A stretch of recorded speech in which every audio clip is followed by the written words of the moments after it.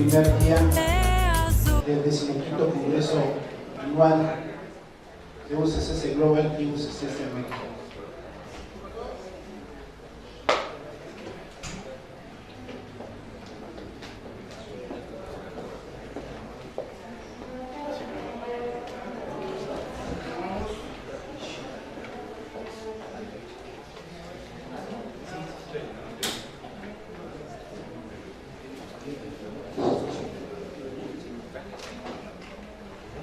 Continuamos con la presentación de India ayer, hoy y mañana.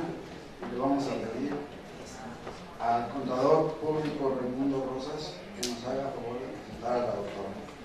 Muchas gracias, Raimundo.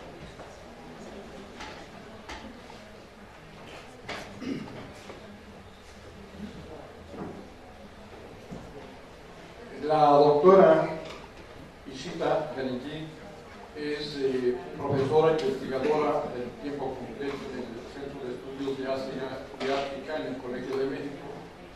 Es investigador nacional nivel 3 del Sistema Nacional de Investigadores. Hizo su maestría en Historia en la Universidad de Calcuta y fue premiada con medalla de oro. Tiene 4 libros de su autoría. Previamente, Mauricio Mubarak y sus servidores estuvimos platicando con la doctora en el Colegio de México. Nos dio una visión de la India que nos prometió que esta vez iba a ser más amplia y más actualizada. Una persona que tiene un gran amor a ambos países, a México y a India. Una persona con un verdadero espíritu de investigación y desarrollo de las naciones, una visión completa, una verdadera maestra de tiempo completo. Vamos a escucharla para que nos dé su exposición de la situación actual de la India, su papel como uno de los integrantes del grupo BRICS y su papel futuro que está haciendo en el mundo, sobre todo, como mencionaba Hugo López Araiza. La India se conforma con su mercado interno, una visión diferente a México o diferente a China. Vamos a dejarle la palabra a la doctora para que nos haga su exposición. Doctora, adelante.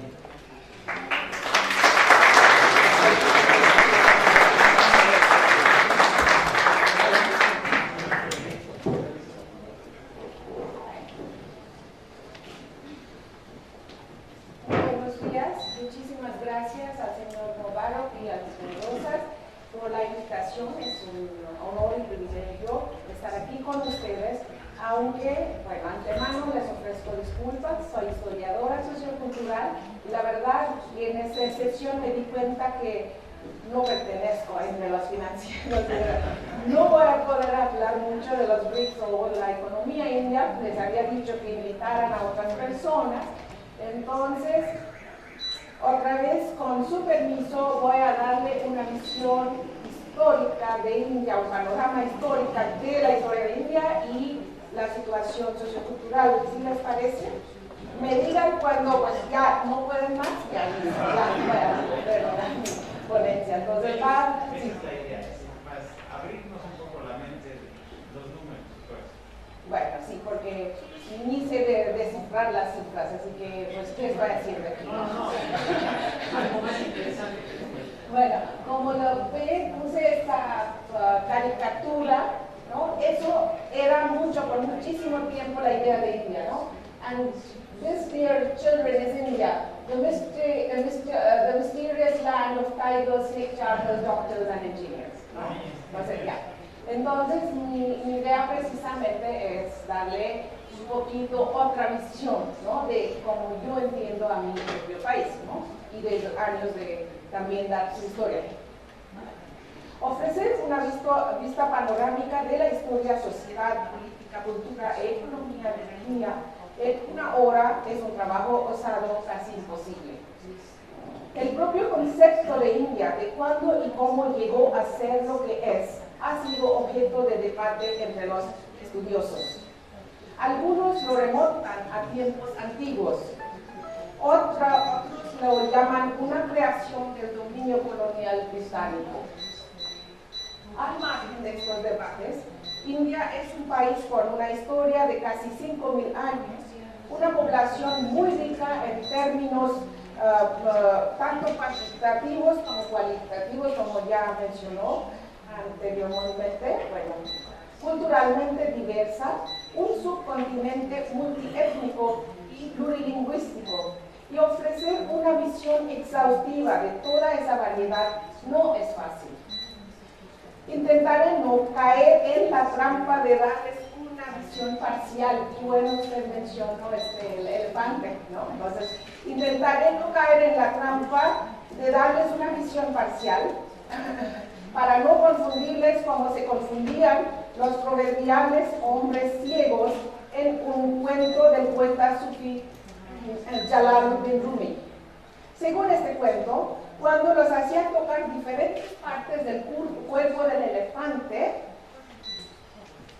los ciegos los describían de acuerdo con la parte que les tocaba, ¿no? Entonces, así para uno el elefante aparecía como un trono, para otro como un abanico, y para otros como un pipa de agua y un pilar. Ninguno pudo imaginar cómo lucía el animal entero, ¿no? Así, en el intento de ofrecer una idea del todo de qué es India en esta presentación, me concentraré en unos elementos claves desde mi punto de vista de la naturaleza de India y una serie de elementos fundamentales para el entendimiento de la cultura, los cuales no son inmutables. Al mismo tiempo, dejaré a ustedes liberalmente que formen su propia idea y visión de India. Antes de pasar a la historia, quiero mencionar unos datos básicos. ¿Pueden pasar la siguiente imagen, por favor? Sí. Entonces, no, el mapa. Sí, gracias. Bueno, perdón, soy también technologically challenged, por eso traje un texto y pasé la plantilla, ¿no? Bueno, entonces, unos datos básicos, ¿no? Como ya mencionó el señor anteriormente, ya. India es el séptimo país del mundo en términos de extensión territorial y el segundo país más poblado de la Tierra, lo saben. Tiene una extensión de 3.166.414 kilómetros cuadrados y una población de 1.028 millones de personas, de acuerdo al censo de 2011. ¿Se puede pasar a los indicadores demográficos, por favor? No, más. Sí. Eso vamos a volver a ¿no los indicadores demográficos? Ya. Bueno, entonces, gracias. Entonces, en términos geográficos, India está constituida por tres grandes divisiones, a saber, los Himalayas y la cordillera montañosa del norte, las planicies del norte y la diversa región del sur con las sierras y altas y planicies circunvalada por mares. Como saben, la parte del sur es una península. India está rodeada al noroeste por Pakistán, al noreste por la República Popular de China, Nepal y Bután, y al este por Myanmar, que era Burma. La parte noreste de India circunda a Bangladesh por tres lados. Al sureste se encuentra la bahía de Bengala, que ahora aquí dice el Golfo de Bengala, pero es la bahía de Bengala, y al suroeste el mar Arábigo. En India viven y conviven una enorme variedad de pueblos, diversos grupos étnicos y religiosos. India es la cuna de algunas de las religiones más importantes del mundo, entre las que están el hinduismo, el budismo y el jainismo. A estas religiones nativas podemos agregar el islam y el cristianismo. La población es en su gran mayoría hindú, que representa aproximadamente 4/5 partes de la población. La comunidad musulmana es la mayor minoría. Se sorprenderán que hay más musulmanes en India que en Pakistán, debido a su, obviamente, extensión territorial. y la comunidad musulmana es la mayor minoría, aproximadamente 138 millones de personas, o más de una décima parte de la población total, seguida de los cristianos, los sikhs, del sikhismo y los budistas. Aquí están los indicadores. Bueno. La diversidad lingüística en India también es asombrosa. Existen cientos de lenguas agrupadas en varias familias, de las que 22 han sido reconocidas por el Estado. 3/4 partes de la población habla alguna lengua que desciende del sánscrito, entre las que se encuentra el hindi, la lengua más difundida ahora, y la que es reconocida como la lengua nacional, el bengalí y el marathi, que son las terceras. El segundo idioma más difundido es Telugu, que pertenece al grupo de idiomas dravídicos hablados en la región del sur del subcontinente. Perdón, estoy hablando muy rápido para la traducción. En términos de su economía, ahora pues los datos muy básicos, ¿no? En términos de su economía, el sector agrícola sigue siendo la actividad de mayor parte de la población, aunque contribuye con solo el 13.7%, según las cifras de 2012-13, ¿no?, del Producto Interno Bruto. India es la 10ª economía más grande del mundo en términos de PIB nominal y la 3ª en términos de paridad de poder adquisitivo, ¿no? Purchasing Power Parity. Incluida dentro de las G20 mayores economías, el top 20 de comerciantes globales de acuerdo a la Organización Mundial del Comercio, y es miembro de los BRICS, como todos saben. En 2013 fue el 19, no sé cómo decirlo en español, entonces el número 19 más grande exportador de mercancías y el 6º de servicios en el mundo, y el 12 más grande importador de mercancías y el 7º de servicios. Después de una tasa de crecimiento económico elevada de cerca de 7%, ¿no?, en los primeros, inclusive más, en los años 2000, la primera década, se descareció a 4.7 en el año fiscal 2013-14, aunque el FMI proyecta un crecimiento del PIB de 5.4 para el año fiscal de 2014-15. El sector manufacturero ha compartido una parte de la economía con el sector de servicios. Esta parte del mercado que usted comentaba justamente tiene un mercado interno muy amplio, ¿no? Entonces ha tenido su parte constante, aunque el sector que va creciendo muy rápidamente, como todos saben, es el sector de servicios, ¿no? El cual incluye telecom, software y tecnología de la información, turismo, viajes, educación, construcción, infraestructura, comercio, banca y muchos otros, con un mayor crecimiento en los últimos años. Ahora ya voy a pasar a la parte que conozco un poquito mejor. La sociedad india de la comunidad hindú está organizada en castas, un sistema de organización social jerárquico e interdependiente en el que la endogamía, las prohibiciones comensales y de matrimonio y una asociación vaga con profesión y normas de conducta caracterizan a cada casta, y en las que la pureza e impureza regulan también la jerarquía. Contrariamente a la imagen simplista del esquema de castas, la realidad es mucho más heterogénea.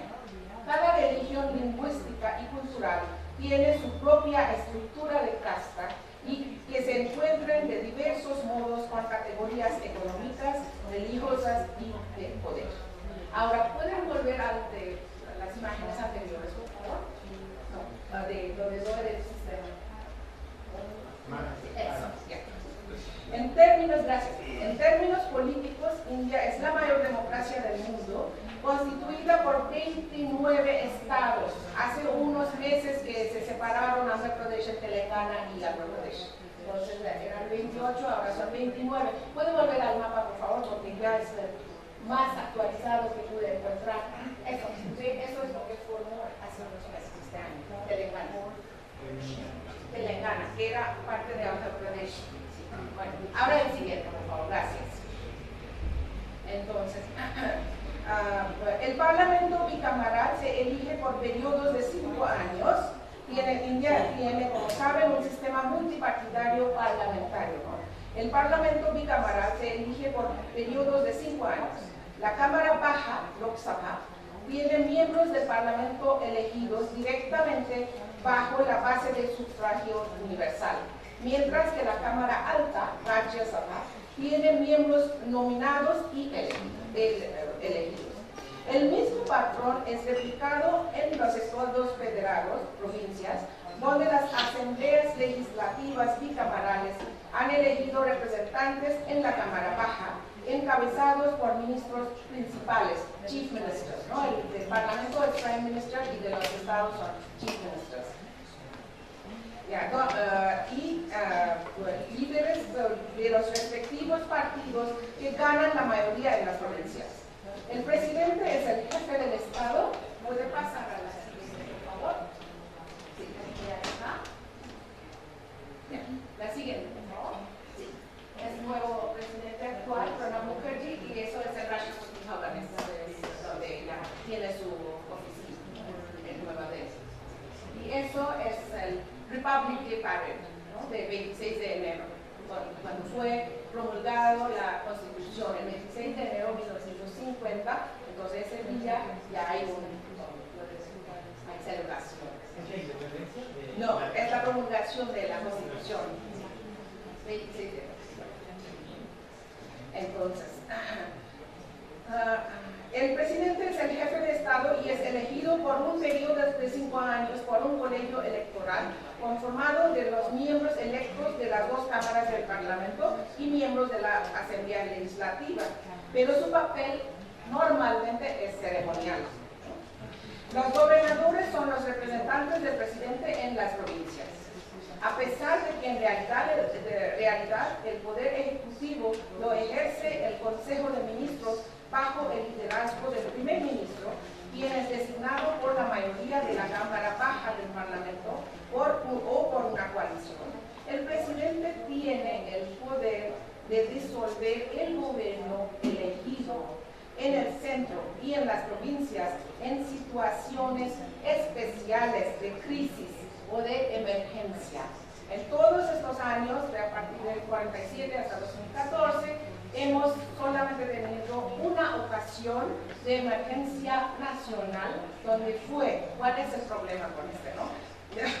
Es que se pueden disolver los gobiernos elegidos. Entonces, hasta ahora, solamente una vez bajo el liderazgo de Indira Gandhi, por 18 meses fue suspendidos todos los derechos civiles y todo eso, de 75 a 77. ¿Pueden pasar a la siguiente imagen, por favor?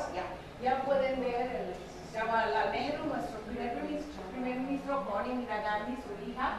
Indira Gandhi, ya cuando era primer ministra, y su hijo Rajiv Gandhi. Los dos fueron asesinados, no sé ustedes. Entonces, hasta el momento, como dije, este poder ha sido usado a nivel nacional solo una vez, por 18 meses, entre 1975 y 77, durante el periodo del primer ministro Indira Gandhi. Desde su independencia en 1947 hasta 1977, el primer ministro fue un miembro del Partido Nacional del Congreso, hasta 77. Después de la emergencia, obviamente ganó una otra coalición, no regresó a poder, pero ella regresa a poder, no les puedo dar esta parte de la historia. Bueno. Es tiempo ahora, la siguiente imagen, por favor. No, es tiempo ahora de echar una mirada al pasado de India. India, como saben, cuenta con una de las civilizaciones más antiguas del mundo, la civilización de Harappa, datada entre 2600 o inclusive hasta 3300, he visto en algunas partes, ¿no? de época antes de Cristo, situada en la parte noroeste de la India. en el valle del río Indo o Indus, y de ahí en India se llamaba Sindhu. Es muy interesante. Los griegos cuando llegaron no podían pronunciar sa, entonces lo hicieron a Hindu y de ahí viene Hindu. Bueno, entonces viene de ese río Indus, que llamamos Indus, en India es Sindhu, y de ahí Hindu, y ya estamos aquí marcados como hindus, ¿no? Bueno, entonces, esta fue una civilización, tenían sus centros claves en Harappa y Mohenjo-Daro, ambos en Pakistán de ahora. Esta fue una civilización urbana con tecnología bien desarrollada y redes de comercio de larga distancia con Mesopotamia, otra civilización antigua. Bueno, como lo sabemos, se han encontrado los sellos de comercio en Mesopotamia. Por eso sabemos que sí existía como long distance trade, de larga distancia, un comercio de larga distancia. Fue además una cultura con escritura, pero desafortunadamente no ha sido descifrada aún. Y por eso nuestras ideas se basan solamente en las ruinas, las excavaciones y ese tipo de cosas. Todo nuestro conocimiento de la cultura de Harappa se basa en las ruinas que fueron descubiertas hasta 1922 y de repente se hace llegar a la historia antigua de India hasta 1922, de miles de años. Entonces, basados en las imágenes que han sido descubiertas, al parecer la población del valle del Indo adoraba a la diosa madre y al toro, ambos símbolos poderosos de fertilidad, aunque no podemos trazar una línea continua interrumpida entre el culto a esas deidades en el periodo Harappa y el presente. Al siguiente, por favor, la siguiente imagen. Esas son las seals, ¿no?, del comercio, y pueden ver sus sellos que ya todavía no se han podido descifrar. La siguiente, por favor. Bueno, entonces, ¿puede volver, por favor? Esto dice que es el propio Shiva, que es muy parecido con lo que ahora adoramos con el dios Shiva. Entonces, la cultura de Harappa llegó a su fin mucho antes de que la época védica echara raíces en las planicies de otro gran río del Himalaya, es decir, el Ganges, ¿no? Las causas de la destrucción de esta cultura están basadas igualmente en conjuntura, ¿no? Ahora la siguiente. ¿Les estoy aburriendo? ¿Van bien? ¿Sí? Gracias. Los arios védicos, traídos a prominencia en el siglo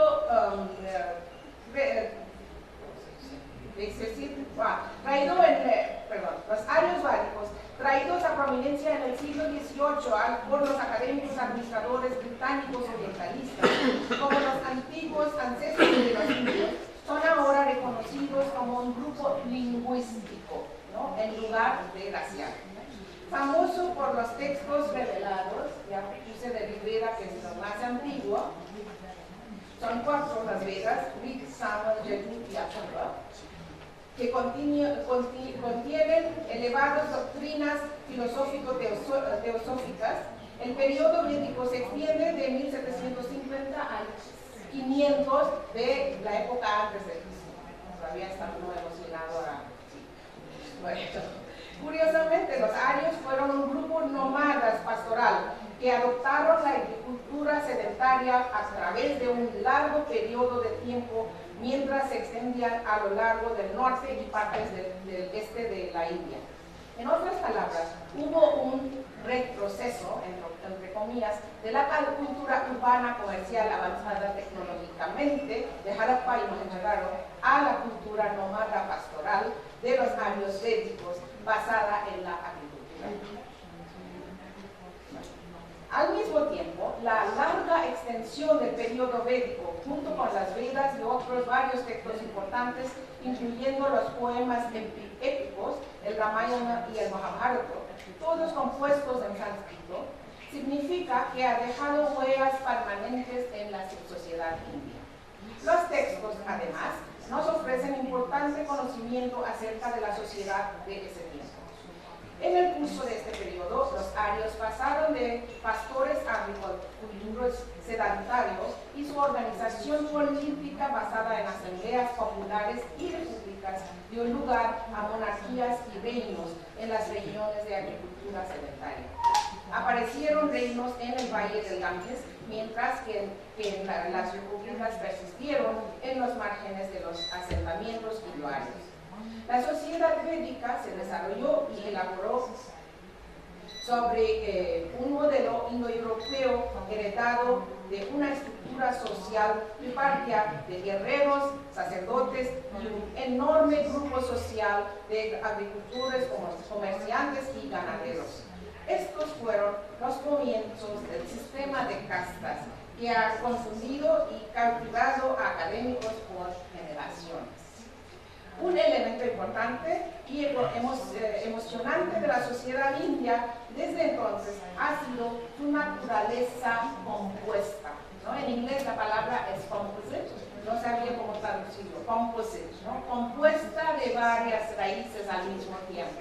No está hablando de sincretismo, está hablando de que los diferentes elementos se entremezclan para resultar en, ¿no? una sociedad cultural muy diversa. Tiene varios estratos y ha tenido diferentes sustratos de influencia cultural y asimilación. Si la religión, filosofía y estructura social apoyadas por los Vedas y las Upanishads, que hablaban de un absoluto supremo y la unión del alma humana con la del absoluto como la última meta de la vida humana, para salirse de estas, ¿no?, famosas ciclos y siglos de nacer, ¿no? Bueno, esta filosofía fue desafiada por el jainismo y budismo desde el siglo VI antes de Cristo, ¿no? Entonces, y en otro nivel, la llegada de los griegos, escitas, partos, sacas y hunas a través de los pases del noroeste de los Himalayas entre los siglos primero y octavo, ahora sí estamos hablando de la era cristiana, se reflejaron en distintos estilos de arte y arquitectura. El budismo y jainismo, presentado por Gautama Buddha y Mahavira respectivamente, cuestionaron los rituales védicos y el orden de castas dividido de acuerdo al llamado y profesión, en un tiempo en que la sociedad de casta apenas estaba en el proceso de formación. Ambas tendencias surgieron en las repúblicas y fueron propagadas por miembros de la casta guerrera. En consecuencia, la cultura indo-aria se entremezcló con estas corrientes radicales de manera intricadas para producir una sociedad rica y compleja.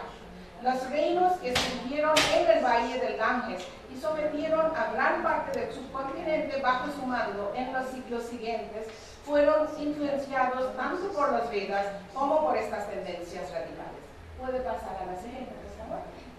Es el emperador Maurya Ashoka. Otra vez estamos volviendo al siglo antes del Cristo, pero como saben, eso lo hemos tomado como símbolo, está en nuestra bandera nacional. Eso es el famoso,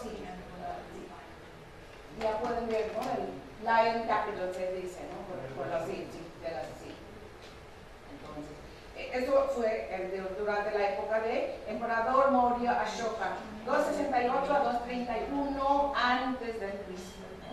Es un ejemplo ilustrativo de la influencia del budismo. Los emperadores Guptas del siglo V a VI de era cristiana representan la prominencia de lo que hoy en día conocemos como hinduismo. ¿Puede pasar al siguiente, por favor? Son los de Guptas que llegaron a ser como un imperio, pero eso estamos hablando del siglo V o VI de era cristiana. No les voy a dar todos los siglos, así que no se desesperen, ¿no? No voy a dar un salto después de eso. Bueno, un fuerte movimiento del culto de deidades, especialmente del triunvirato de Brahma, el creador, Vishnu, el preservador, y Shiva, el destructor del mundo, y las diosas que emergieron del siglo V en adelante, se reflejó en la construcción de templos y los estrechos vínculos de reyes y sacerdotes con los templos. Un movimiento de devoción así surgió en el sur del siglo VIII en adelante, al cual produjo corrientes vibrantes de hinduismo popular. Este estuvo acompañada por el surgimiento de reinos poderosos, especialmente entre los siglos IX y XII, reinos que conquistaron Sri Lanka, extendieron su influencia sobre el sureste de Asia. Los que han ido a Angkor Wat, ¿no? Todas esas partes de Camboya y todo eso, son templos de esos siglos, estamos hablando. Árabes, persas, turcos, afganos y mongoles llegaron a India entre los siglos VIII y XII e introdujeron nuevo dinamismo a la sociedad.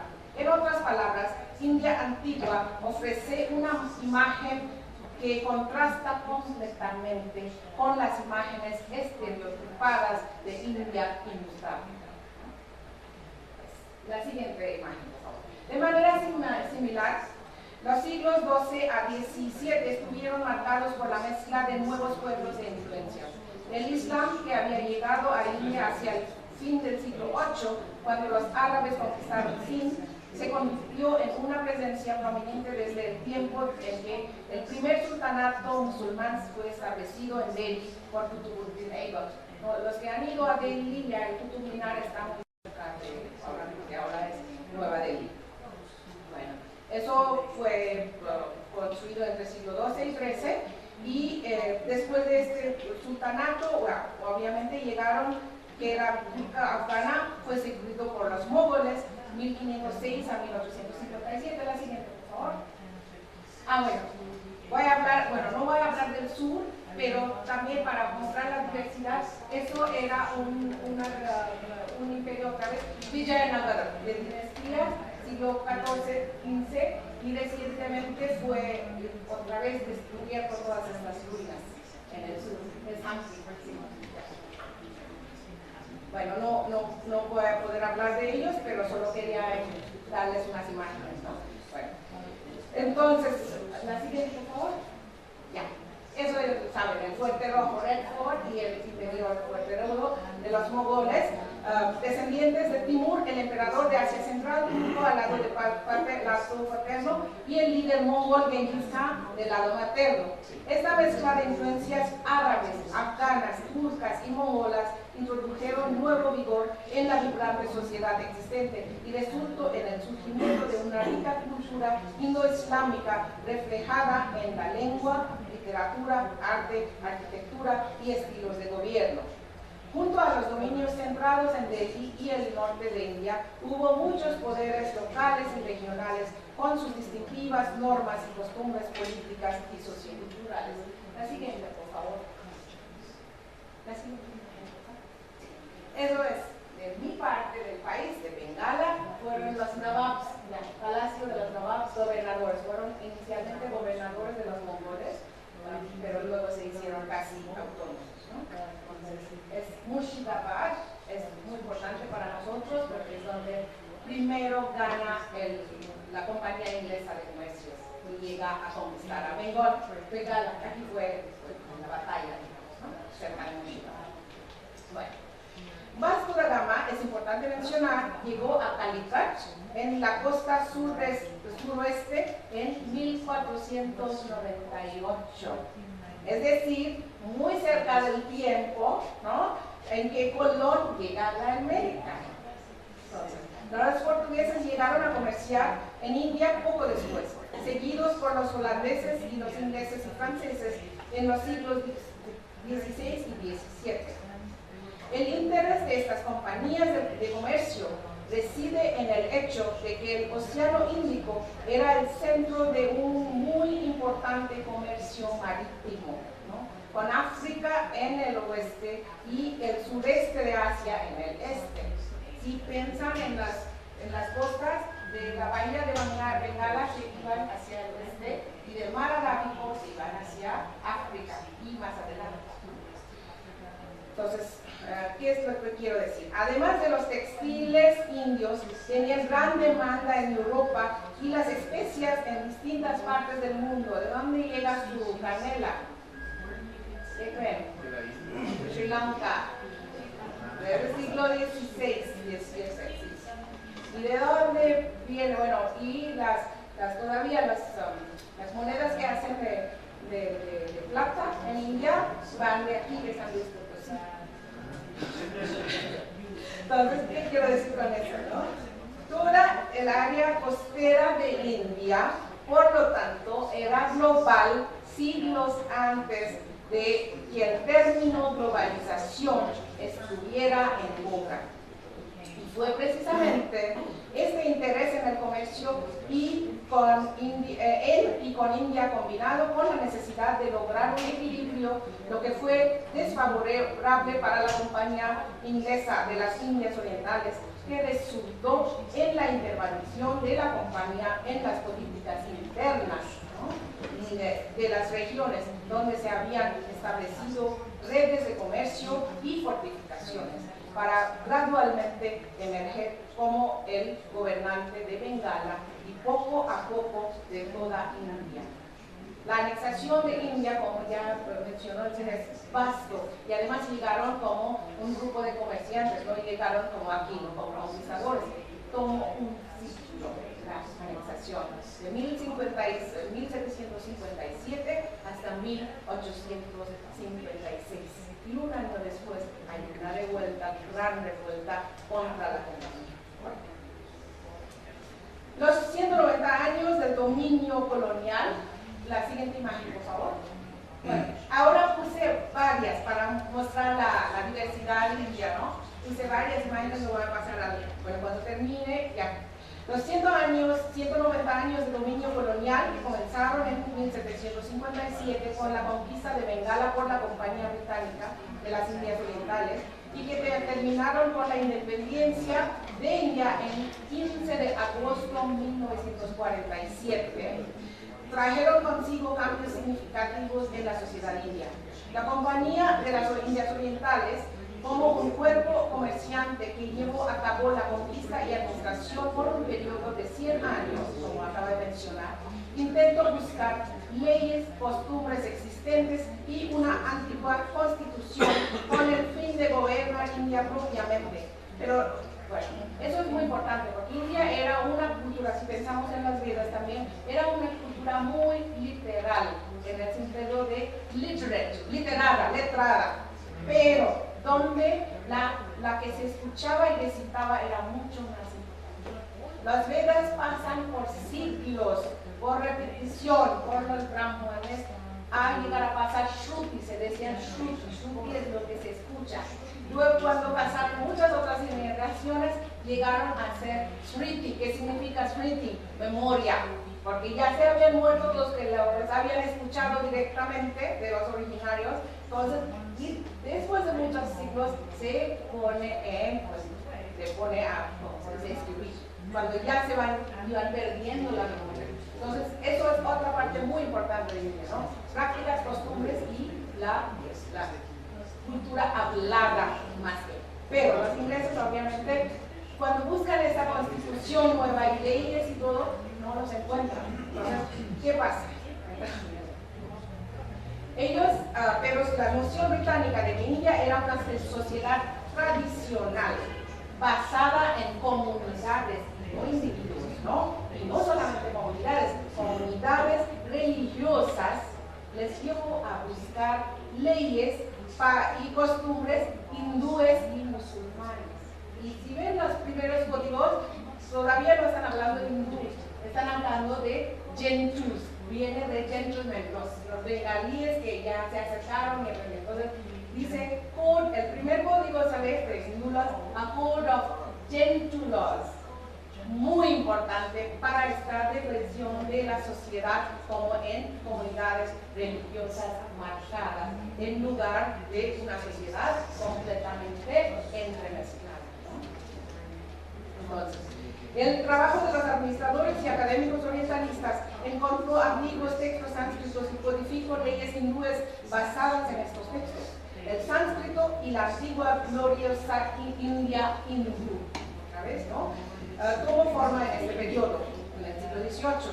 Los liberales utilitaristas del siglo XIX fueron muy diferentes de estos académicos administradores orientalistas en su acercamiento a India.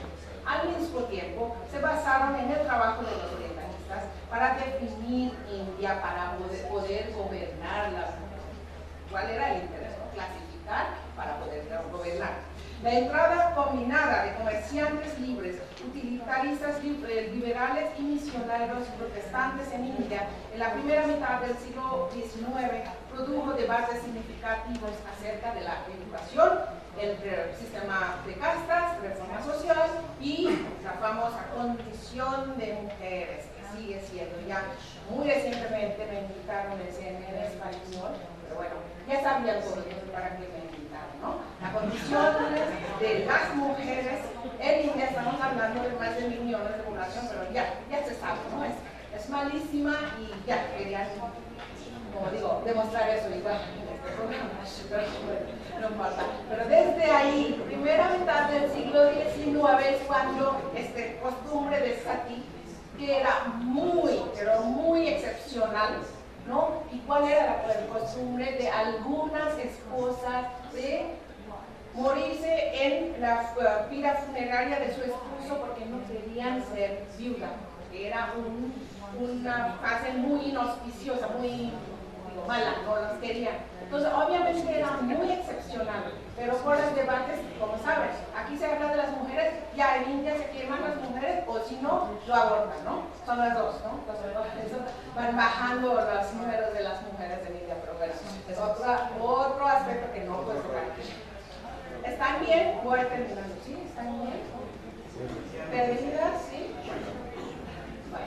Entonces, el ataque de los evangélicos a las costumbres bárbaras hindúes, ¿no? Especialmente la práctica de sati, el acto de muy pocas esposas de incinerse a sí mismas en la pila de sus esposos muertos para evitar la viudez, hizo de la condición de la mujer un tema encendido.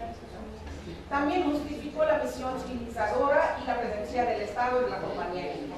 La educación inglesa fue introducida por este tiempo con la activa iniciativa de la élite india educada al occidente. Todo esto hizo a los indios reflexionar acerca de su sociedad, algo que no, en una manera como no lo habían hecho antes. Si esto dio pie al origen imperceptible del nacionalismo, categorías sociales delimitadas por los ingleses adquirieron un significado insolente. Para la segunda mitad del siglo XIX, la casta y la religión se volvieron las claves para entender la sociedad india. Junto a esto, los asentamientos de ingresos de la tierra y la demanda de enormes ingresos resultaron en la utilización intensiva de tierras cultivables, causó estragos en el campo. La expansión de la compañía estuvo marcada todo el tiempo por la resistencia campesina. En 1857, la revuelta combinada de los soldados indios, de la Armada India Británica, de los príncipes locales descontentos y la población campesina y tribal llevó a su fin el dominio de la compañía.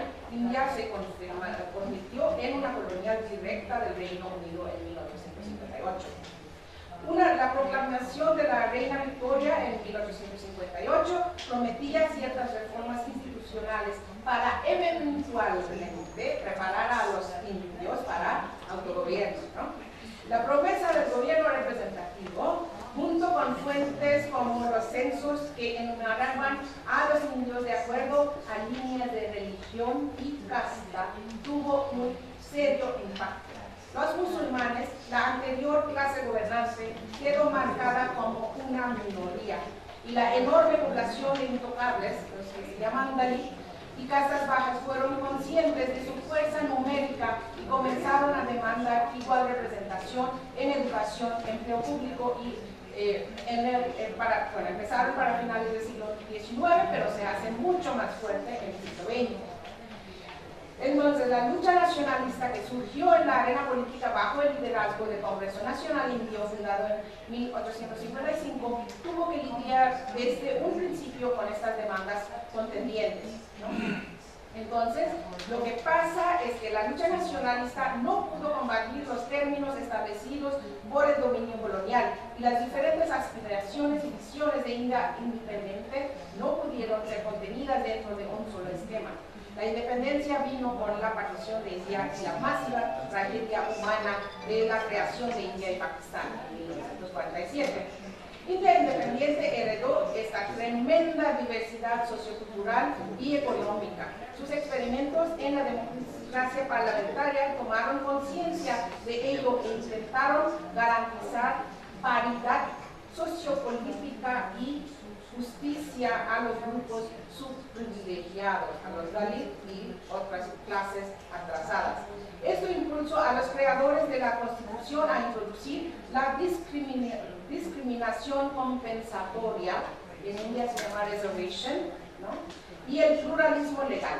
La Constitución otorga a todos los ciudadanos iguales derechos ante la ley independientemente de cualquier distinción de clase, casta, género, religión, etc. Al mismo tiempo, otorga privilegios especiales a ciertos grupos atrasados, las Dalits y otras clases atrasadas, para compensar su estatus atrasado por motivos de discriminación social virtual.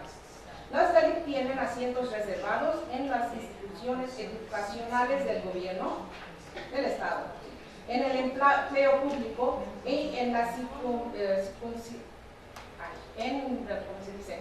electorados, ¿no? En las constituciones, electoral constituencies tienen asientos reservados.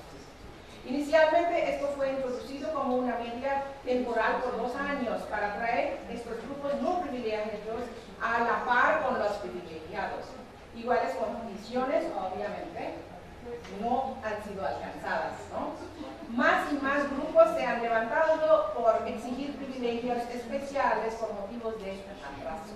Esto ha generado una reacción fuerte por parte de castas y clases superior y privilegiados, además llevado a la derecha hindú a la prominencia política. Como saben, ahora el gobierno actual es de la derecha hindú. De manera similar, la retención de leyes personales también ha creado un pluralismo legal que parece ser muy inclusivo y muy bueno, pero crea muchas confusiones. La misma heterogeneidad caracteriza a India en todos los otros aspectos. Su economía se ha movido del socialismo controlado, socialismo bajo el Jawaharlal Nehru, ¿no? Por el Estado, que implica una planificación central. El Planning Commission era muy importante en esta época, sigue siendo muy importante, ¿no? Tenemos los planes por 5 años, ¿no? 5-year plan. Y todavía tenemos, a pesar de liberalización y todo, tenemos estos 5-year plans, ¿no? Planeados central por el Estado central con economistas pues, muy reconocidos de gran prestigio. Entonces, ha pasado por una política de protección, ¿no? a las industrias nacientes de India para igual llegar a par con nosotros bueno, entonces se ha movido de socialismo controlado y de protección por el Estado, que implica una planificación central, protección de la industria india, importancia del sector público y sustitución de importaciones a pasos graduales hacia la liberalización bajo Indira Gandhi para completar la liberalización en los 90. La economía ha crecido, pero está totalmente de acuerdo, los recursos no han sido igualmente distribuidos. La rápida urbanización en las últimas décadas ha cambiado las vidas y los paisajes. Las identidades socioculturales han permanecido mezcladas, pero también han agudizado en momentos particulares. La enérgica y diversa lucha de mujeres ha traído cambios, pero no ha expulsado ciertos prejuicios. La casta ha pasado por serias transformaciones, pero ha permanecido igual. En suma, India, con rica diversidad en vestido, comida, lengua, religión, su economía mixta, jerarquía social y discrepancia económica, proporciona un ejemplo brillante del desorden de los mundos sociales. Nos permite reflexionar acerca de nuevas maneras de pensar la democracia, la diferencia, la ley, ciudadanía, clase y privilegio y, claro, la riqueza y la pobreza. Muchas gracias. Voy a pasar las imágenes. Eso, bueno, las festividades es Varanasi, la ciudad sagrada, eso es el Jama Masjid de Delhi, que está en frente de Bedford. Si van a Delhi, pues sí, a mí se me hace mucho más interesante que Nueva Delhi, pero bueno. La siguiente, por favor, solo algunas imágenes. Esto es el Templo Dorado en la mesa de las Sikhs.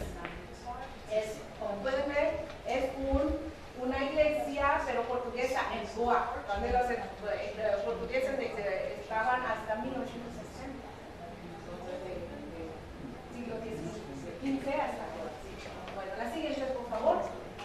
Esto ya es de los bueno, es Mahabharati, es el famoso Khajuraho que se ha hecho famoso por Kamasito. Tiene un par de así millones, ¿no? Pero es la proyección, ¿no? Pero eso es el templo de Khajuraho. Es Budgaya, las siguientes, por favor. Festividades. Esto es Muharram de los musulmanes. Iban con su tajía y de crea, ¿no? De la guerra en Karbala, ¿no? En Hassan Hussein. Eso es del sur, Rangoli, famoso lo hacen las mujeres, con flores y con colores. Y eso es Durga Puja de Bengala, la diosa Durga, es la festival de luces, Diwali, que ustedes saben. Lo que quería mostrar eso es un musulmán, están siguiendo los colores para la festival política. Entonces, esa idea de que hindús y musulmanes solamente los que hacen es pelear, y eso es de los Sikhs. La siguiente, por favor, es Nueva Delhi, esta parte es Delhi, estos dos son Delhi, eso es Nueva Delhi. Eso es el famoso India Gate, como pueden ver, es una estructura colonial, India Gate, y es Nueva Delhi. La siguiente, por favor, es mi ciudad, Calcuta, es el Howrah Bridge, famoso sobre el River Ganges, que conecta Howrah con Calcuta. Bueno, es una parte de la universidad, bueno, son edificios coloniales, todavía muy pocos que existen, es Victoria Memorial, en memoria de la reina Victoria. Bueno, la siguiente, por favor, Mumbai, ya pueden ver, eso se llama Gateway of India, porque cuando llegaron con comerciantes, siempre llegaron a las costas, ¿no? Parte de costas, a los puertos. Entonces, Gateway of India todavía existe, obviamente el famoso Bollywood, es Victoria Terminal, the train, les dije, ferrocarril funciona muy bien, es la terminal de tren en Mumbai, por ahí ahora, ¿no? Vale, la siguiente, por favor. Chennai, igual, la del 3, ya, Mahabalipuram, templos muy sobre el mar, muy antiguos, Cricket Club, Chennai, ahora, ya. La siguiente, por favor. Ya. Las universidades principales fueron construidas las tres en 1957, justo antes de vuelta. Calcuta, Mumbai, Chennai. La siguiente, por favor. Mujeres, imágenes que salen. La siguiente, por favor. Actividades cotidianas de todavía las mujeres en la parte de agricultura, porque arroz necesita mucho trabajo así, ¿no? Manual. Entonces lo va a hacer siempre, casi siempre las mujeres. La siguiente, por favor. ¿No? Las actividades cotidianas también, mujeres. La siguiente, por favor. Comida callejera. La siguiente, por favor. Comida ritual, bueno, ofrendas y comida ritual. La siguiente, por favor. Ya, comida del día. Estos son del sur y estos del noreste. Esto, bueno, noreste también. Bengala, bueno, es bastante. La siguiente, por favor. Las dulces. La siguiente, por favor. Son mujeres que trabajan en las plantaciones de té y café. Eso es el del sur, pero es, como pueden ver, otra es un colonial Tachi. Y es el famoso chai, que no lo casi no traigo porque soy de Bengala, muy colonizada. La siguiente, por favor. Es el sur, el café, que también tenemos plantaciones públicas de café, y el famoso lassi. La siguiente, por favor. Ya, para que vean el movimiento muy fuerte. El movimiento social es sumamente rico, hay de todo. Como pueden ver, go back to the bush, cuando pueden ver por ahí ya. Aquí que es de la pobreza, dice, no queremos a los suicidios de los campesinos, porque se habla de un crecimiento tremenda, India, China y todo eso, pero al mismo tiempo hay farmers suicides por la pobreza, que no pueden. Otra vez eso muy reciente contra Israel, y eso ya no se hace la presidente, por favor, híjoles, mujeres en acción para que vean igual, son mujeres rurales, pero eran muy contra Volkswagen. Sí. We want justice, no solamente total judicial contra rape y todo eso, International Women's Day, y igual mujeres de las montañas. No estaba hablando, por eso puse ese imágenes, ¿no? De mujeres, ¿no? Digamos, sofisticadas, de Delhi, Mumbai, Calcuta. Muchísimas gracias por su paciencia.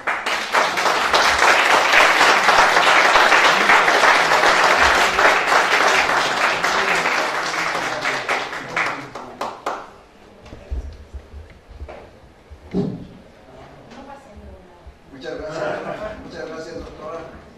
Le vamos a pedir a Mauricio Mogará que nos haga favor de entregar un reconocimiento a la doctora. Muchas gracias. Bueno, no solo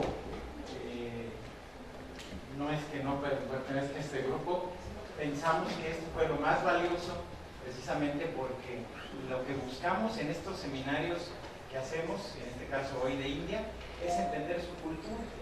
De hecho, es el punto más importante, es entender la cultura.